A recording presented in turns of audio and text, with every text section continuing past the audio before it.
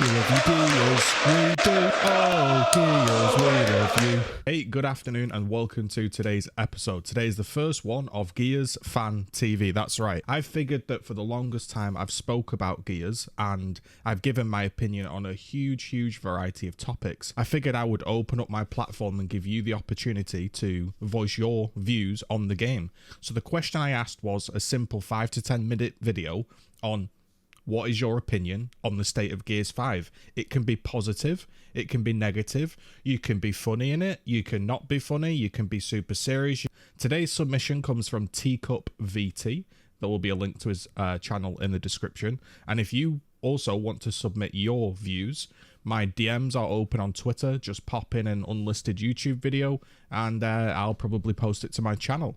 Let's roll the tape. This is TeaCup VT's opinion on the state of Gears 5. Thank you. I feel like the issue with the Gears of War scene, or at least one of them, there's many, as we all fucking know. One issue with the Gears of War scene is that it's shrunken so much to the point where the only people who play it is the occasional new guy who just showed up and doesn't really know jack shit. And then there's the people, the niche people, everyone has insane roots in the scene, you know?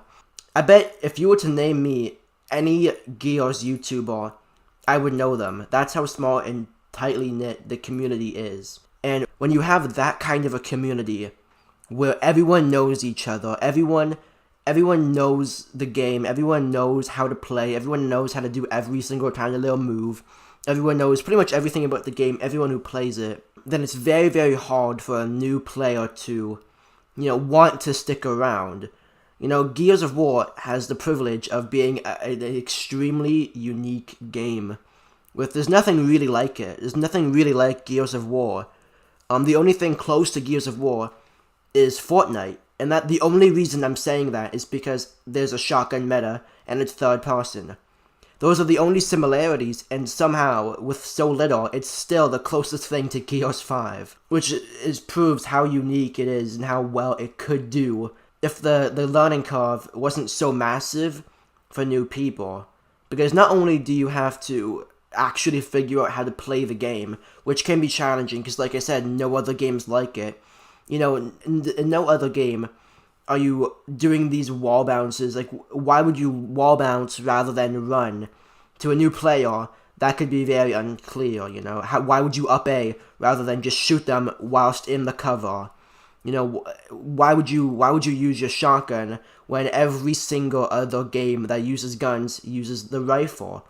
Why would you do that? There's so many differences that once you do actually learn the game, you're stuck realizing how bad of the game it is.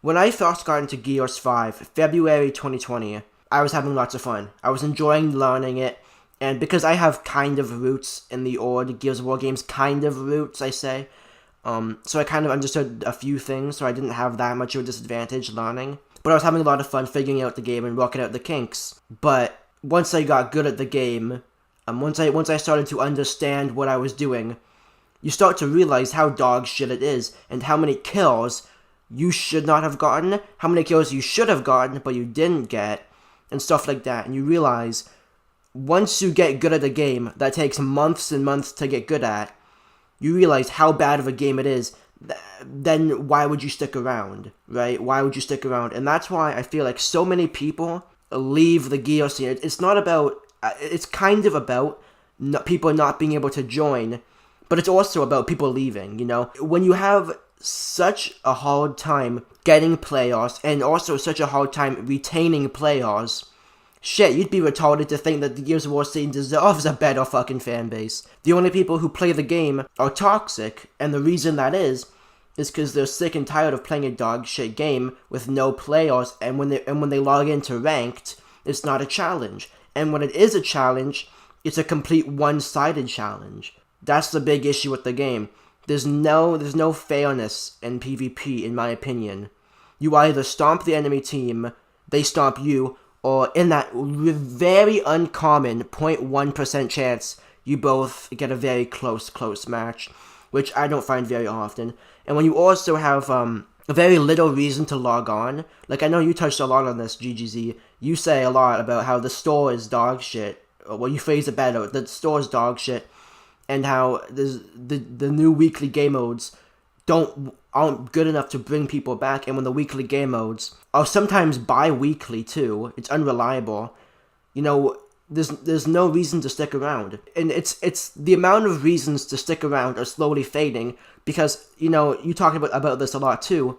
The exclusivity of skins and items is constantly changing. You know, you're constantly losing exclusives. You don't when you're an OG and you've played the game since launch and you got good at the game and you realize how bad of a game it is, and you see all of your friends leaving, you see all the YouTubers mad and all the YouTubers are leaving, moving on to other things, and you see the game not improving after almost 2 years, and you're losing your exclusives and you're not getting any new content.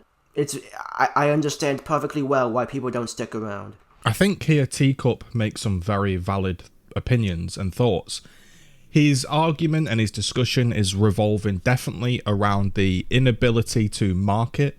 So the game isn't drawing anybody in. You could argue maybe that's lack of good content in comparison to other games, other franchises. You could argue that maybe the game just doesn't have that curb appeal anymore. Maybe people are just tired of the franchise and it needs a refresh. Or you could argue that people have tried it in the past, have seen it's not changed that much, and they don't want to go through that big learning curve to end up playing a small game. I fully understand that. I myself questioned recently, should I sit down and learn Counter-Strike when ultimately most of the pros in America have left to Valorant? Valorant seems to be the big new thing. Should I just put my time into Valorant? So I completely get, you know, people don't want to sink a huge amount of time into a game that in the end doesn't reward them. I did, however, decide to stick and play a bit of Counter-Strike because I think the game's a bit of a classic feel, jump on and have some fun. In a weird way, for me, it feels like you have too much impact. The stuff you say kind of reaches everyone in a weird roundabout way that, yeah, it's so small that if I was to put out a huge video, most people would see it. But on the flip side, if a regular person is to put out a video, because it's so small, if they're not connected with those other people, they'll never see your work. I kind of get that myself. I've never mingled or worked with anybody in the Gears scene. I've intentionally kept myself to myself, and that has been a hindrance. Very, very much appreciate TeaCup's submission. If you've got your own submission, send it in. We're going to stick with the same question for now. What's your opinion on the state of Gears 5? And then maybe we'll do a new topic after we've had a few submissions.